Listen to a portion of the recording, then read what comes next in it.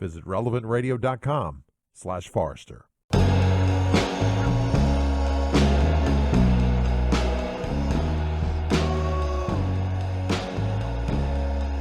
Good afternoon, John Harper for Drew Mariani. Drew enjoying some time with his family on this eve of Thanksgiving. And how did we get to the eve of Thanksgiving? Weren't we just getting the kids ready to go back to school, in-person learning? After the last year of learning from home, hybrid learning, and all of the challenges, how's it been for your kids so far? We're also hearing about teacher shortages across the country, especially with substitute teachers. Maybe you're a substitute teacher, probably naming your price right now. Maybe you're a teacher in the Catholic school system, in any school system. What's it been like for you? There's a success story to tell here on the Drew Mariani Show on Relevant Radio and the Relevant Radio app, and it comes from the Archdiocese of New York, where Catholic school teachers have been at this for a long time, and even through the pandemic, and there's a lot to learn and to see how they're navigating some of the waters right now is Michael Deegan, who is the Superintendent of Schools of the Archdiocese of New York. Michael, good afternoon. Welcome to the Drew Mariani Show, and happy Thanksgiving. Happy Thanksgiving to you, John, and to all of your listeners. It's always a pleasure to be on Relevant Radio, so thanks for inviting me on this afternoon. You've been at this for a while, haven't you? Well, we've been working really, really hard, John, to ensure that our schools have remained open throughout the entire pandemic. Not only last September of 2021, but the year before, 2020. All of our schools were open, 100% of them for all of our students. And we are very fortunate that we have been able to provide in-person learning for all of our children.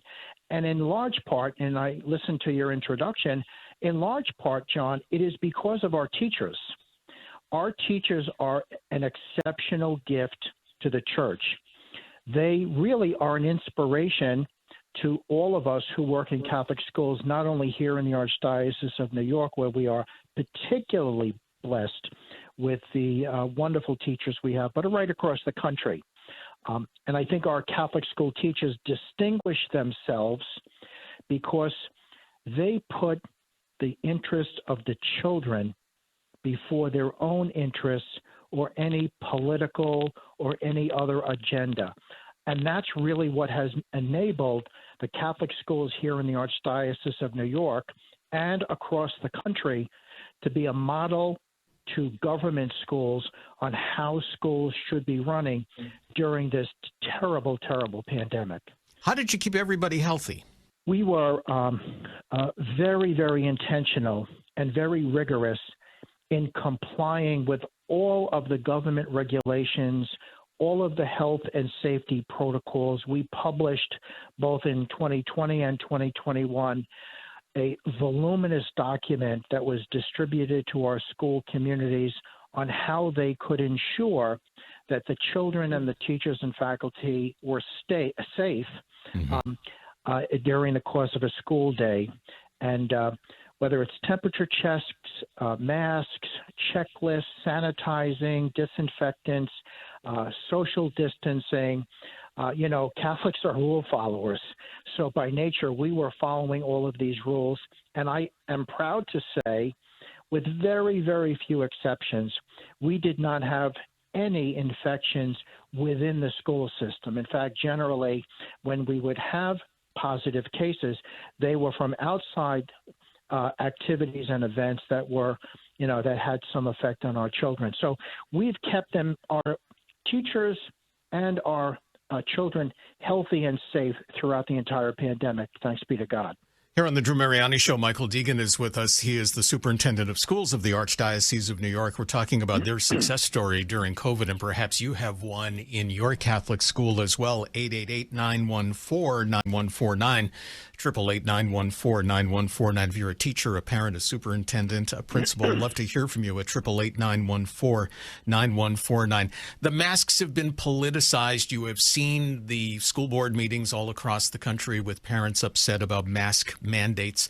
What has been the reaction of parents in the Archdiocese of New York, and how have you risen above that to teach the Catholic doctrine of the common good? As would be emblematic of what is the debate across the country, our parents in our Catholic schools who overwhelmingly trust the science and trust the judgment of the Catholic Schools Office, the Superintendent's Office, to do what is right for their children.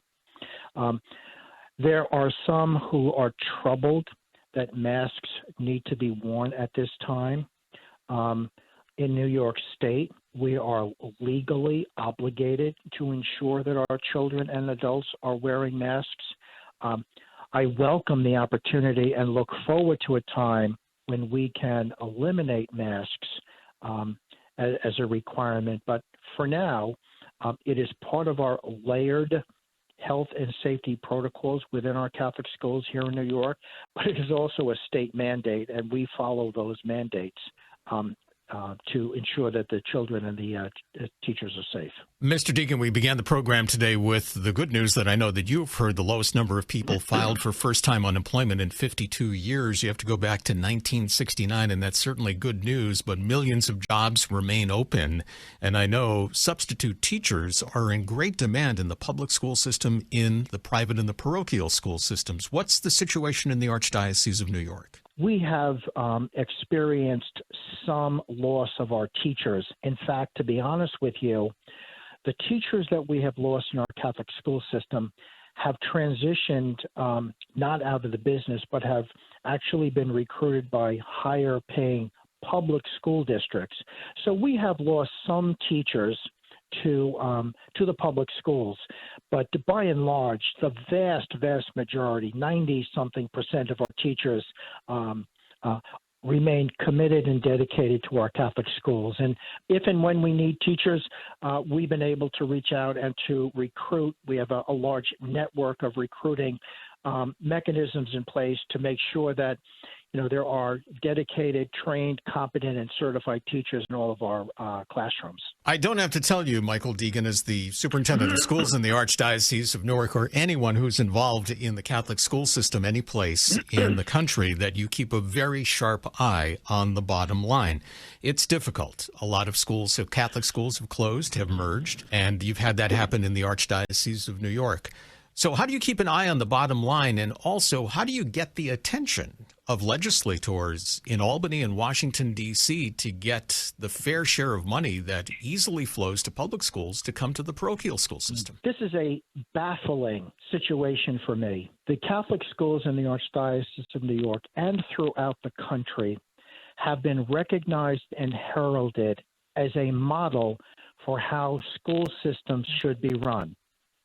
Even the government has recognized the accomplishments of the Catholic schools throughout the country as a service to our country, certainly to our church. But what's baffling and absolutely discouraging to me is that there is virtually no recognition by state and Washington in providing us with the funding that we so deserve. The Catholic school system across the country saves taxpayers in this country $75 billion, with a B, dollars a year in tax savings because we do such a great job at educating the children in our Catholic school system. But there is virtually no recognition that Catholic schools are legally entitled to monies that public schools are entitled to, and so freely are given.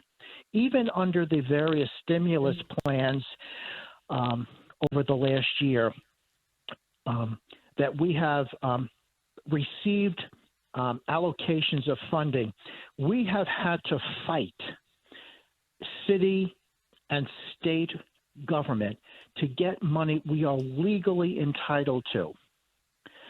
The Build Back Better plan of President Biden, which just recently passed through the House of Representatives, makes no provision for Catholic schools or religious schools in this country.